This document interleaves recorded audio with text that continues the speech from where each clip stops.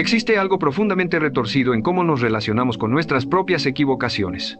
Observa esta realidad. Un niño que recién aprende a dar sus primeros pasos, se cae, se incorpora, vuelve a caer y lo intenta nuevamente. Ninguna persona cuerda se pondría frente a ese pequeño diciéndole: eres inútil, jamás caminarás, abandona ahora mismo. Sería ridículo, incluso cruel. Sin embargo, cuando tú fallas, cuando te equivocas, cuando algo que intentaste sale mal, exactamente ese es el diálogo que sostienes en tu interior. Te has convertido en tu propio torturador y lo más peculiar es que has llegado a creer que esta tortura te transforma en alguien mejor, más consciente, más valioso. Déjame revelarte algo que probablemente nunca has considerado. Ese castigo que te impones por equivocarte no solamente es inútil para mejorarte, sino que te inmoviliza, te reduce, te transforma en una versión diminuta y aterrada de quien realmente podrías llegar a ser. La sensación de culpa posee un propósito evolutivo bastante preciso. Nuestros antepasados requerían un sistema interno que les alertara cuando habían transgredido las reglas del colectivo, cuando habían amenazado la estabilidad social de la cual su existencia dependía. La culpa cumplía ese rol. Una señal emocional que advertía: has actuado de manera que podría expulsarte de tu comunidad. Resultaba provechosa, indispensable, funcional. Pero aquí surge la dificultad. Ese sistema de alerta estaba calibrado para circunstancias puntuales y definidas. La culpa aparecía, corregías tu conducta, reparabas el daño y continuabas tu camino. Era un mecanismo de ajuste veloz y efectivo. Lo que jamás debió suceder es que se transformara en un estado constante, en una forma de ser, en la narrativa permanente de tu mundo interno. Y no obstante, precisamente eso ha ocurrido. Reflexiona sobre la última ocasión en que cometiste una falla verdaderamente significativa. No hablo de algo trivial como tirar líquido sobre tus ropas, me refiero a algo que percibiste como una auténtica deficiencia de integridad o discernimiento. ¿Qué sucedió después? Si te pareces a la mayoría, ingresaste a un patrón muy particular. Primero aconteció la equivocación misma. Después vino el momento de darte cuenta. Pero luego, en vez de cuestionarte qué lección contenía, qué corrección requerías implementar, qué comprensión nueva poseías ahora que antes desconocías, ejecutaste algo totalmente distinto. Iniciaste un ataque contra ti mismo. Repasaste el error repetidamente, como si ese repaso obsesivo pudiera de algún modo borrarlo. Te recordaste todas las fallas parecidas de tu historia, construyendo una historia de incapacidad permanente. Imaginaste las opiniones ajenas sobre ti, amplificando ese juicio hasta proporciones catastróficas. Y en algún instante durante este proceso, la equivocación inicial dejó de constituir el verdadero problema. El problema pasó a ser tu vínculo con ese error, la manera en que lo utilizaste como prueba de algo irremediablemente dañado en tu ser. Esto es lo que ejecuta el castigo interior. Convierte un suceso particular en un rasgo definitivo. Convierte me equivoqué en soy una equivocación. Y cuando has realizado esa conversión, has fabricado algo muchísimo más destructivo que el error mismo.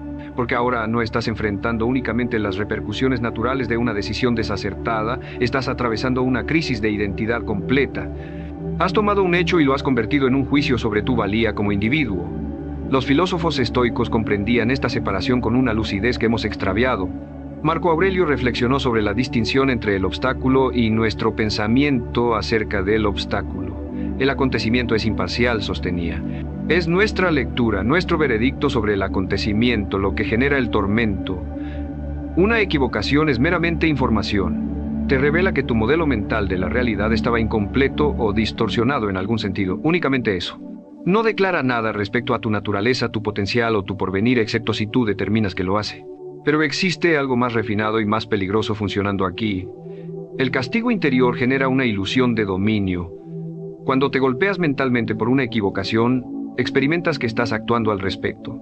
Te percibes moralmente activo, consciente, dedicado al cambio. Es una modalidad de expiación psicológica. Y en algún estrato profundo confías en que si te torturas suficientemente, si te sientes suficientemente desdichado, habrás compensado tu error y podrás avanzar. Pero cuestiónate esto: ¿cuántas ocasiones has completado realmente ese pago? ¿Cuántas veces la punición resultó adecuada? Si eres sincero, la contestación es prácticamente nunca. Porque el castigo interior carece de un límite definido. No existe juez que proclame que tu condena ha concluido. La punición sencillamente persiste, nutriéndose de sí misma, generando un estado permanente de vergüenza y autocrítica que se transforma en la atmósfera emocional donde habitas. Y esto produce consecuencias catastróficas para tu habilidad de absorber conocimiento. Los fundamentos de la neuroplasticidad nos revelan que el cerebro asimila mejor en estados de exploración y receptividad, nunca en estados de peligro y encogimiento. Cuando te castigas por una equivocación, activas tu sistema nervioso simpático, tu mecanismo de pelear o escapar. Ingresas a un modo de supervivencia básica. Y en modo de supervivencia básica no absorbes conocimiento, solamente reaccionas. No meditas sobre las raíces profundas, no examinas opciones alternativas, no cultivas nuevas tácticas. Simplemente intentas huir del sufrimiento que tú mismo estás fabricando. Permíteme compartir algo sobre cómo opera verdaderamente el aprendizaje profundo. Los investigadores han examinado durante generaciones cómo los maestros alcanzan la maestría, cómo los expertos en ajedrez cultivan su intuición, cómo los cirujanos refinan sus destrezas, cómo los músicos logran niveles excepcionales de dominio. Y existe un patrón uniforme que emerge repetidamente. Los mejores estudiantes poseen una relación completamente distinta con la equivocación que los estudiantes ordinarios. No es que cometan menos errores inicialmente, de hecho, frecuentemente cometen más, porque están dispuestos a funcionar en el límite de su capacidad, donde la equivocación es ineludible. Lo que los diferencia es lo que ejecutan después de la equivocación. Los estudiantes ordinarios se concentran en el error como demostración de incompetencia. Los estudiantes expertos se concentran en el error como información sobre el mecanismo. Preguntan, ¿qué reveló esta equivocación sobre mi entendimiento presente? ¿Qué suposición estaba operando que resultó incorrecta? Esta es una orientación completamente diferente hacia la vivencia. Es inquisitiva en lugar de acusatoria, investigativa en lugar de castigadora. Ahora podrías protestar, pero si no experimento malestar por mis equivocaciones, ¿no me volveré negligente? ¿No extraviaré mi orientación moral? Esta es una inquietud auténtica y merece ser tratada directamente. La confusión aquí radica entre responsabilidad y castigo. Responsabilidad implica que reconoces las repercusiones de tus actos y te obligas a ejecutar reparaciones cuando resulta posible y a implementar modificaciones para el futuro. Castigo implica que te infringes padecimiento como compensación. Estas dos cosas no son idénticas, aunque nuestra sociedad las ha confundido hasta el extremo de que parecen indivisibles. Puedes ser intensamente responsable sin ser autopunitivo. De hecho, la auténtica responsabilidad demanda que no te castigues, porque el castigo te conserva enfocado en ti mismo, en tu padecimiento, en tu vergüenza, mientras que la responsabilidad demanda que te concentres externamente en las repercusiones que generaste y en cómo puedes aportar a la reparación o la mejora. Contempla esto. Cuando un aviador comete una equivocación que no resulta en catástrofe, pero que podría haberlo hecho, existe un protocolo establecido. Se examina la equivocación minuciosamente, se registra, se comparte con otros aviadores. El propósito no es castigar al aviador, el propósito es obtener cada partícula de aprendizaje de la equivocación para que otros no deban repetirla. Esta es una cultura de aprendizaje. Contrasta esto con una cultura de castigo, donde la equivocación se esconde, se minimiza, se rechaza, porque la repercusión de reconocer una equivocación es la humillación y el ostracismo. ¿Cuál de estas culturas genera mejor rendimiento? Las contestaciones son evidentes. Y no obstante, en tu existencia interior probablemente funciones con una cultura de castigo, no con una cultura de aprendizaje. Existe algo más que deseo que reflexiones sobre la esencia del crecimiento. El crecimiento auténtico, el tipo de metamorfosis profunda que modifica quién eres y cómo te desplazas por la existencia, no sucede en trayectoria recta, sucede en espirales. Avanzas un paso adelante, después parece que retrocedes, pero en realidad estás regresando a un patrón antiguo desde un nuevo plano de conciencia. Esta es la naturaleza orgánica del desarrollo humano. No es ordenada, no es recta, no es anticipable, y si posees una relación punitiva con tus equivocaciones, percibirás cada giro de la espiral como demostración de fracaso. Reflexionarás, ya debería haber trascendido esto, ¿por qué estoy aquí nuevamente? Pero si comprendes el crecimiento como espiral, percibirás el regreso como una ocasión, como una invitación a profundizar. Los griegos antiguos poseían un concepto para esto, hamartía.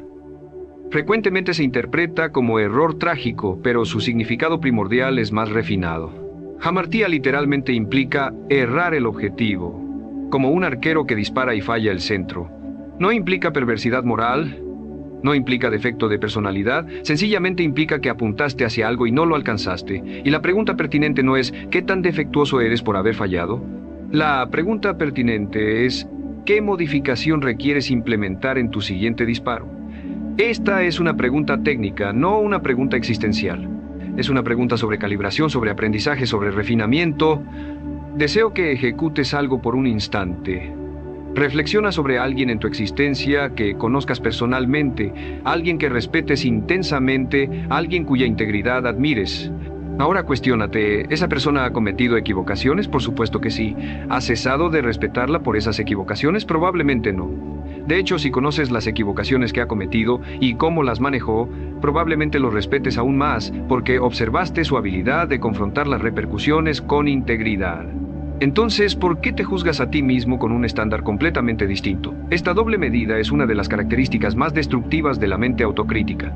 Posees compasión para todos excepto para ti mismo. La compasión no es complacencia.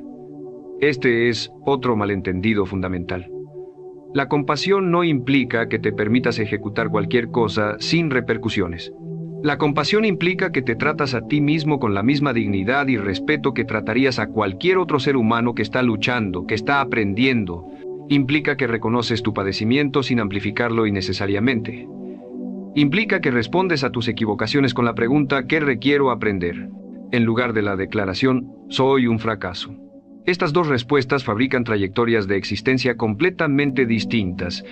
Existe una investigación fascinante sobre lo que los psicólogos denominan mentalidad de crecimiento versus mentalidad estática. Las personas con mentalidad estática confían en que sus habilidades son inamovibles. Para estas personas, cada equivocación es una amenaza existencial porque revela los límites de sus capacidades inamovibles. Las personas con mentalidad de crecimiento confían en que las habilidades se cultivan a través del esfuerzo, la táctica y el aprendizaje. Para estas personas, la equivocación es sencillamente parte del proceso de expansión. No es una amenaza, es un instrumento. Pero aquí está la noticia alentadora. La mentalidad no es inamovible. Puedes modificar tu relación con la equivocación en cualquier instante de tu existencia. Puedes determinar hoy que tus equivocaciones son información, no veredictos. Ahora deseo tratar algo más refinado. Ocasionalmente, el castigo interior no se percibe como castigo. Se disfraza de estándares elevados, de excelencia, de no conformarse con la mediocridad. Te comunicas a ti mismo, soy severo conmigo mismo porque anhelo ser superior. Pero observa más cuidadosamente, ¿esa severidad te está transformando en superior? ¿O más bien te está conservando inmovilizado, perfeccionista, incapaz de actuar porque posees temor de cometer otra equivocación? Los estándares elevados son valiosos. La autocrítica despiadada no lo es. Los estándares elevados te comunican qué es alcanzable e inspiran el esfuerzo. La autocrítica despiadada te comunica que eres inadecuado y genera temor. Uno te impulsa hacia adelante, el otro te conserva atascado. Reflexiona sobre los grandes innovadores, los artistas que modificaron su campo, los pensadores que transformaron nuestra comprensión de la existencia. ¿Confías en que Thomas Edison se flagelaba después de cada tentativa fallida de fabricar la bombilla? ¿Confías en que Marie Curie ingresaba en espirales de vergüenza cada ocasión que un experimento no generaba los resultados anticipados? Por supuesto que no. Comprendían algo fundamental. El fracaso no es lo contrario del éxito, es la ruta hacia el éxito. Cada tentativa fallida elimina una posibilidad, te aproxima a lo que funciona. Pero esto solamente es auténtico si realmente estás prestando atención a lo que cada tentativa te instruye. Existe otro componente aquí que es significativo: el rol del tiempo. Numerosas de las equivocaciones que te parecían devastadoras hace 5 años, si observas hacia atrás ahora con sinceridad, fueron puntos de inflexión fundamentales. Te instruyeron algo que no podrías haber absorbido de otra forma, te forzaron a implementar modificaciones que requerías implementar pero que estabas evitando. Esto no implica que las equivocaciones no sean dolorosas cuando suceden. Lo son. Poseen repercusiones auténticas. Pero con distancia temporal frecuentemente puedes percibir que la equivocación contenía un obsequio, una lección, una redirección indispensable. Entonces, ¿qué ejecutas en cambio? ¿Cómo modificas esta relación con la equivocación que ha sido parte de tu paisaje mental durante tanto tiempo? Comienza con una práctica muy elemental. Cuando cometas una equivocación, en lugar de cuestionarte qué está dañado en mí, cuestiónate qué puedo absorber de esto. Esta no es solamente una reformulación superficial, es un cambio fundamental en tu orientación. La primera pregunta te encierra en ti mismo, en tu defecto, en tu insuficiencia. La segunda pregunta te abre hacia la existencia, hacia la información, hacia el crecimiento. Inicialmente, esto se experimentará antinatural, incluso falso. Tu mente anhelará regresar al castigo familiar. Eso está bien. Sencillamente nota eso y redirige suavemente. También contribuye a externalizar el mecanismo. Escribe sobre la equivocación como si le estuvieras explicando a un amigo qué aconteció. Cuando escribes, fabricas distancia psicológica. La equivocación se transforma en algo que puedes examinar en lugar de algo en lo que está sumergido. Pregunta, ¿qué estaba tratando de lograr? ¿Qué suposiciones estaba ejecutando? ¿Qué información faltaba? ¿Qué ejecutaría diferente? ¿Qué puedo ejecutar ahora para mitigar el daño? Estas son preguntas de agencia, preguntas de aprendizaje. Te regresan el poder que el castigo interior te sustrae. La verdad más profunda es esta. Eres un organismo viviente en continuo desarrollo. No eres un producto finalizado que ocasionalmente se fractura y requiere ser reparado con severidad. Eres un proceso, un flujo, un despliegue continuo de posibilidad. Y como todos los organismos vivientes, absorbes a través de la retroalimentación. La equivocación es retroalimentación. Es información sobre el desajuste entre tu modelo interno de la existencia y la existencia misma. Cuando respondes a esa retroalimentación con curiosidad, el organismo se adapta, se transforma en más sofisticado, más capaz, más resiliente. Cuando respondes con castigo, el organismo se contrae, se transforma en más rígido, más temeroso, más diminuto. La elección de cómo responder es, en última instancia, la elección de quién te transformas. Cada equivocación es una bifurcación en la ruta. Puedes tomar la ruta del castigo, que te conduce a más de lo mismo, o puedes tomar la ruta del aprendizaje, que te conduce hacia una versión expandida de ti mismo. La próxima ocasión que tropieces, y tropezarás, porque eso es lo que ejecutan los seres humanos que están realmente viviendo, recuerda, no eres la equivocación, eres la persona que puede absorber de ella,